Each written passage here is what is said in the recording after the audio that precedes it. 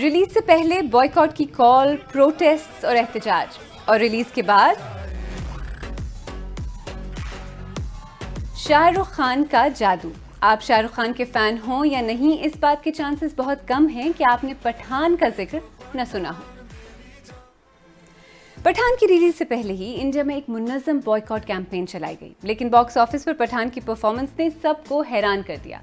तो क्या इंडिया में इस तरह के बॉयकॉट और बैन्स की कैंपेन्स कमजोर पड़ती जा रही हैं, या फिर ये सिर्फ शाहरुख खान का स्टारडम है जो इस बार बाजी मार गया?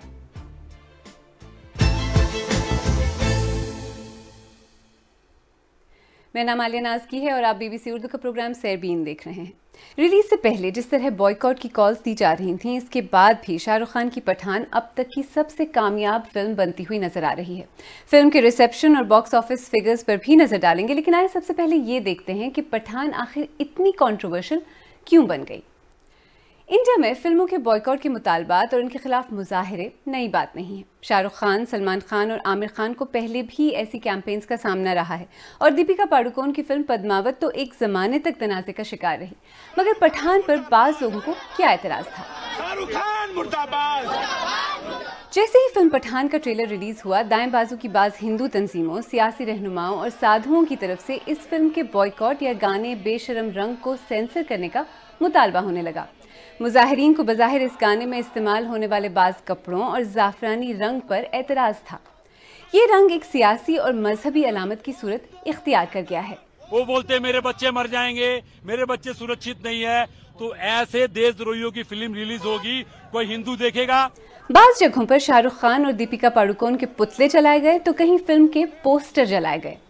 मगर जब वज़ीर आज़म मोदी और उनके एक मुस्लिम मुखालिफ इश्तियाल अंगेज बयानात के लिए मशहूर वज़ीर अनुराग ठाकुर ने फिल्म इंडस्ट्री के बारे में गैर ज़रूरी तबसरा न करने की तलकीन की, तो मुखालफत की शिद्दत में कमी आ गई।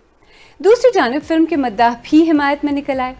जबरदस्त कामयाबी के बाद शाहरुख खान ने एक फंक्शन में फिल्म का दिफा किया। And this is what makes cinema. Amar, Akbar and Anthony, there are no differences that any of us have for anybody, any culture, any aspect of life. और शाहरुख खान के इस नए अमर, अकबर, एंथोनी वाली इस फिल्म ने अगर कुछ ही दिनों में 500-600 करोड़ बना लिए हैं, तो इसका मतलब तो यही हुआ ना कि इंडिया में ज्यादातर फिल्म देखने वालों को फिल्म बुरी नहीं लगी। तो ठीक है, अब तो लॉकडाउन के बाद से ट्रेंड चल रहा है, इसको बाइकआउट करो, उसको बाइकआउट करो, बट बाइकआउट करने से हमारा क्या बेनिफिट है? एंटरटेनमेंट हमें भी चाहिए, हम भी जॉब करते हैं।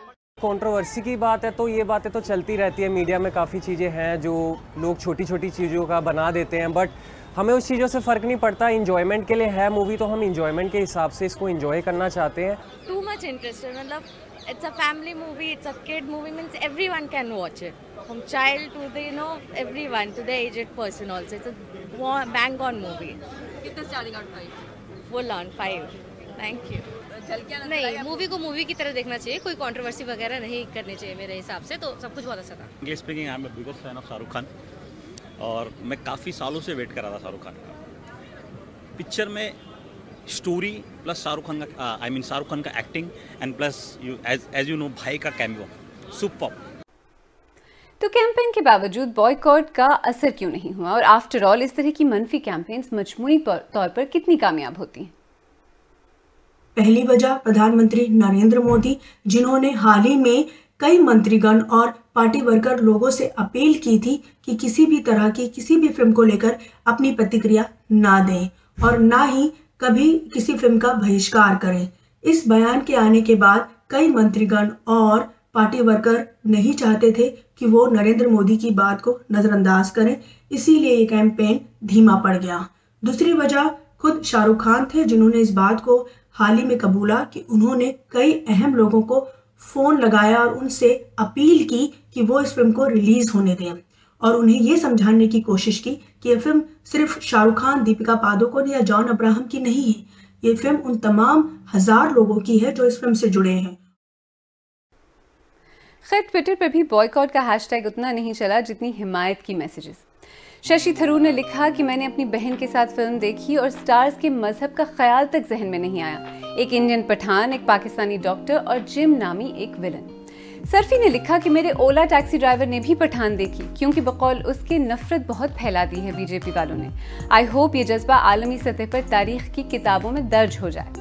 और डॉक्टर मुट्ठू कृष्णन ने लिखा कि मैं बीजेपी सपोर्टर हूँ, मेरे ख्याल में पठान बॉयकॉट की कोई ज़रूरत नहीं थी। फिल्म का फैसला देखने वालों के हाथ में होना चाहिए, ट्रोल्स के नहीं।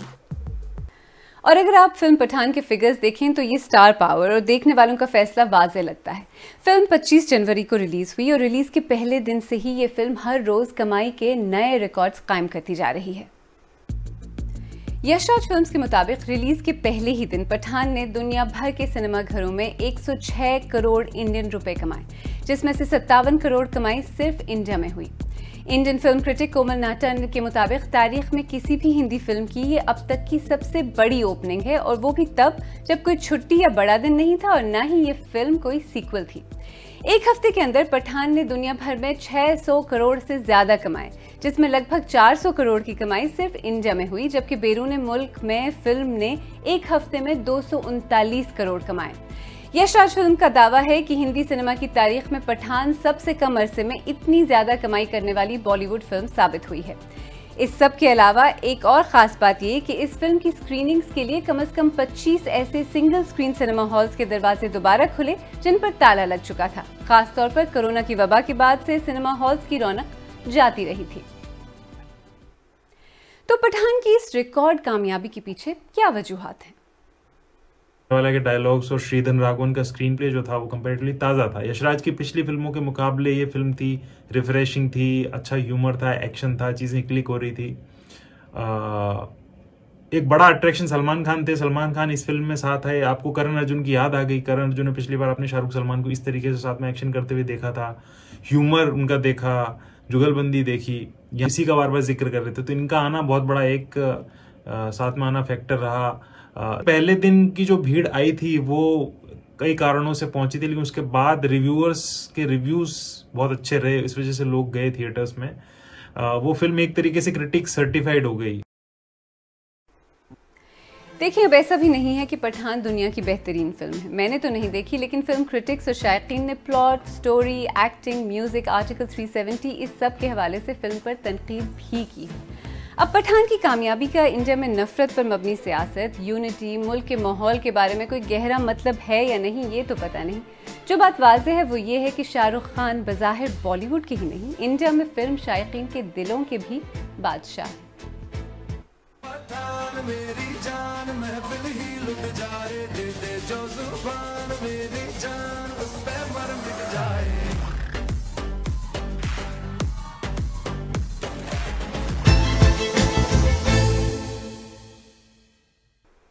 अगर आपको हमारा प्रोग्राम पसंद आया तो हमारे YouTube चैनल को सब्सक्राइब करें, बेल आइकॉन पर क्लिक करें और प्रोग्राम का लिंक अपने दोस्तों के साथ शेयर करें। और आप सेरबीन की पुरानी किस्तें देखना चाहें तो यहाँ क्लिक करके भी देख सकते हैं।